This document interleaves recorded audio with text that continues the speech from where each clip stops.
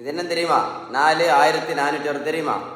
ஒரு நாளைக்கு 4 மாத்திரை சாப்பிட்டா ஒரு வருஷத்துக்கு மட்டும் 1460 மாத்திரை இன்னும் நிறைய பேர் சாப்பிட்டுட்டே இருக்கிறாங்க. சாப்பிட்ட பிறகும் யாருக்கு எந்த நோயுமே சரியாவில்லை. அதான் பிரச்சனை. இன்னைக்கு சுகர், பிபி, கொலஸ்ட்ரால், கெட்ட கொலஸ்ட்ரால் ஏன் வருதுன்னு கேட்டால் இன்னைக்கு யாருக்குமே பதிலே தெரியாது. அதான் பெரிய பிரச்சனை. இன்னைக்கு உங்களுக்கு தெரியுமா? உங்களுக்கும் தெரியாது. நல்லா கேட்டுடுங்க.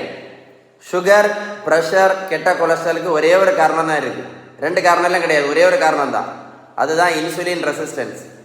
இந்த இன்சுலின் ரெசிஸ்டன்ஸ் வந்து ரொம்ப ரொம்ப ரொம்ப ஆபத்தானது. என்னன்னா இந்த இன்சுலின் ரெசிஸ்டன்ஸ்னால தான் இன்னைக்கு இரத்த குழாய்க்கு உள்பக்கத்தில் பிளாக், அத்தீரோஸ்க்ளீரோசிஸ் அப்படின்னு சொல்லுவாங்க. வந்து இன்னைக்கு நிறைய பேர் சின்ன வயசுலேயே ஹார்ட் அட்டாக்ல இறந்து போகிறாங்க. நீங்களே பார்த்துருப்பீங்கன்னு நினைக்கிறேன். அப்படி தானே?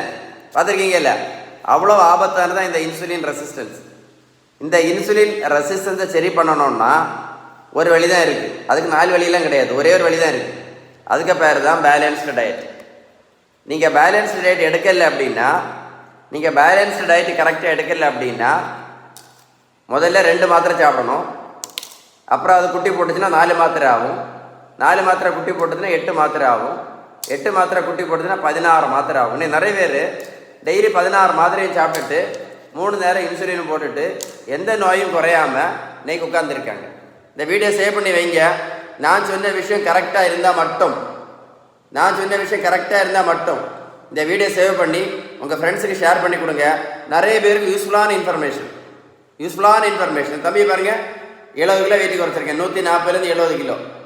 நான் ப்ரோட்டீன் பவுடரை, மாத்திரை, ஜூஸு, தேன் ஒன்றுமே நான் கொடுக்கல. நான் கொடுத்தது எல்லாமே பேலன்ஸ்டு டயட். நீங்கள் வீடியோ சேவ் பண்ணி ஷேர் பண்ணி கொடுங்க. அப்போ நிறைய பேர் இந்த இன்சுலின் ரெசிஸ்டன்ஸ் பற்றி தெரிஞ்சுக்கிடுவாங்க. ரொம்ப ஆபத்தானது. இதனால தான் இன்றைக்கி எல்லாம் சுகர், கொலஸ்ட்ரால் எல்லா மாத்திரையும் சாப்பிட்டுட்டு இருக்காங்க எல்லாரும். இதை சரி பண்ணிக்கிட்டோன்னு வைங்களேன். அடுத்த ஒரு 50 வருஷம் ஜம்முன்னு இருக்கலாம். எந்த மாத்திரையும் இல்லாமல், ஆஸ்பத்திரிக்கும் போகாமல் ஜம்முன்னு இருக்கலாம். புரிஞ்சுதா? புரியலையா? வீடியோ சேவ் பண்ணி வைங்க. ஒரு கூட போட்டு கேளுங்க. நான் சொன்ன இன்ஃபர்மேஷன் கரெக்டாக இருந்தால் உங்கள் ஃப்ரெண்ட்ஸுக்கு ஷேர் பண்ணி கொடுத்தீங்கன்னா இந்த மாதிரி மாத்திரை சாப்பிட்டுட்டு இருக்கக்கூடிய உங்கள் ஃப்ரெண்ட்ஸுக்கும் இந்த மாதிரி இன்சுலினில் கஷ்டப்படக்கூடியவங்க நிறைய பேருக்கு யூஸ்ஃபுல்லாக இருக்கும். சரியா?